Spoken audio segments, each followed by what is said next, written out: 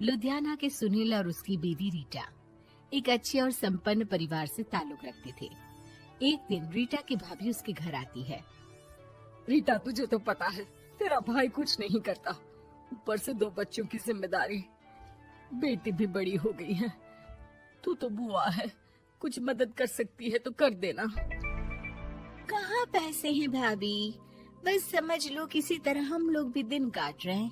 2 ही तो कार है और मेरी बेटी भी बड़ी हो रही है।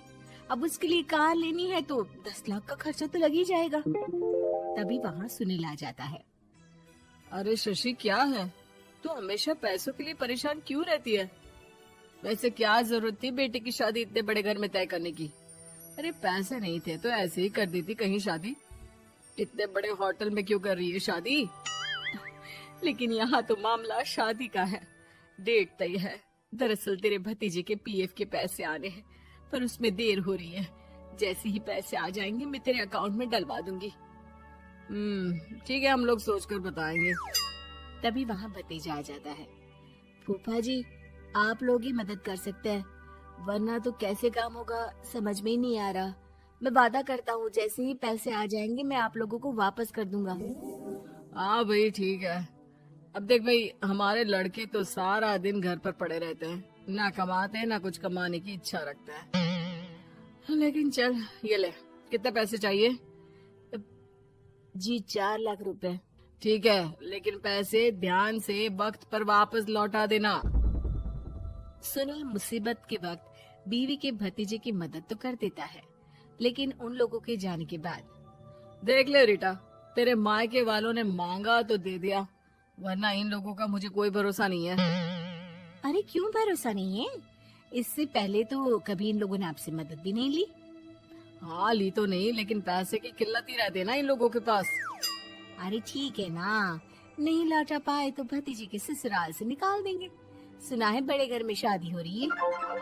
सुनील और रीटा पैसे तो दे देते हैं, लेकिन अगले रोज ही। हाँ भाई साले साहब, क्या हाल है? ठीक हूँ जीजा जी। क्या बात है, सालों बाद आपका फोन, जरूर कोई बात होगी, बताइए ना।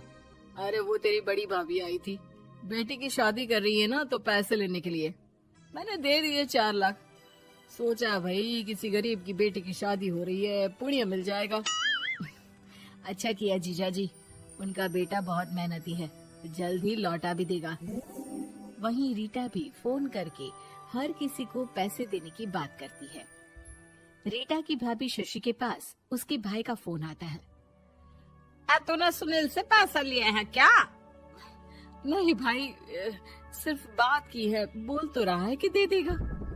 वो लोग मदद करने वालों में से नहीं है, और मदद कर भी दे लेकिन समाज में गा गा कर हालत बुरी कर देते हैं। अब गाने दीजिए ना भाई, मैं क्या कर सकती हूँ, मेरे पास कोई ऑप्शन भी तो नहीं है। बेटी की अगले हफ्ते शादी जो है। शशि की बेटी की शादी हो जाती है, लेकिन शादी के 1 महीने बाद ही सुनील का फोन भतीजे के पास आता है। हाँ भाई, शादी तो हो गई हम लोगों की दुआ से। अब देख, ऐसा ही फायदा होता है पैसे वाले रिश्तेदार हो तो। तेरे वक्त पर हम कैसे खड़े हो गए थे, लेकिन अब पैसा लौटा दे भाई। जी मैंने पीएफ के लिए अप्लाई कर दिया था, उसकी नोटिफिकेशंस मैं आपको भी भेज देता हूँ। मुझे लगता है 10 दिन में पैसे आ जाना चाहिए। जैसे ही पैसा आएगा मैं आपके अकाउंट में डाल दूंगा। और ना जी ना, कोई नोटिफिकेशन नहीं चाहिए, पैसा चाहिए, पैसा। ठीक है अंकल, बस 10 दिन का समय दे दीजिए। अभी हफ्ता भी पूरा नहीं होता कि भतीजे के पास उसके गांव के दूर के चाचा का फोन आता है। अरे बेटा, क्या बात है, सुनील के कोई पैसे ले रखे हैं तो दे क्यों नहीं देता? हाँ चाचा जी, बात तो हुई थी, 10 दिन का वक्त मांगा है, उम्मीद है हो ही जाएगा। अरे फोन कर रहा है, रोज बता रहा था कि बेटी की शादी में मदद की थी। अब क्या है ना, भले ही शादी 10 दिन रोक देते, लेकिन सुनील से मदद नहीं लेनी चाहिए थी। याद है ना, मधु की मदद करके कितना बदनाम कर दिया था उसने पूरे घर को सोसाइटी में। हाँ चाचा जी, मैं भी यही सोच रहा था कि उन लोगों से मदद नहीं लेनी चाहिए थी। कई लोगों के फोन आ चुके हैं। वही रीटा अपनी भाभी को फोन कर देती है। क्या है भाभी, कब पैसे लौटाओगी? पता है ना ये कितना बोल रहे थे, तुम्हारे बोलने पर मैंने पैसे दिए हैं। भाभी अब तो आपके बेटे की कार बेच दो और हम लोगों के पैसे दे दो।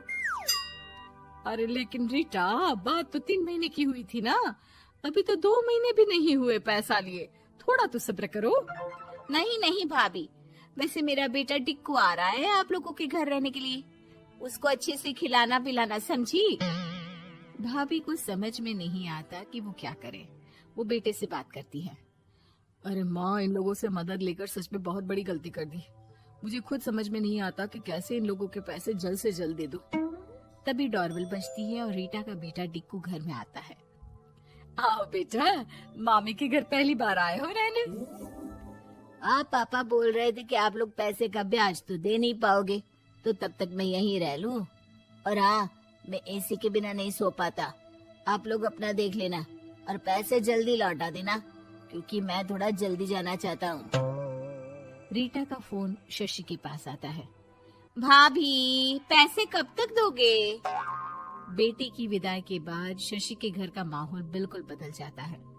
वो हर वक्त बेटे से उसके पीएफ के पैसे पूछती, और पीएफ यानी कि सरकारी काम आजकल में पूरा 1 महीना और बीत जाता है।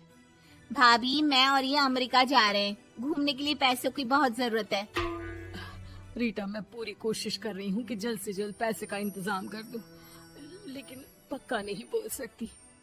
तभी सुनील का फोन भतीजे के पास आता है। देख माना 3 महीने की बात हुई थी पैसे लौटाने के लिए, लेकिन अभी मुझे पैसों की काफी जरूरत है। मैं अमेरिका जा रहा हूँ, तो पैसे मैंने किसी से ब्याज में पकड़ लिए हैं।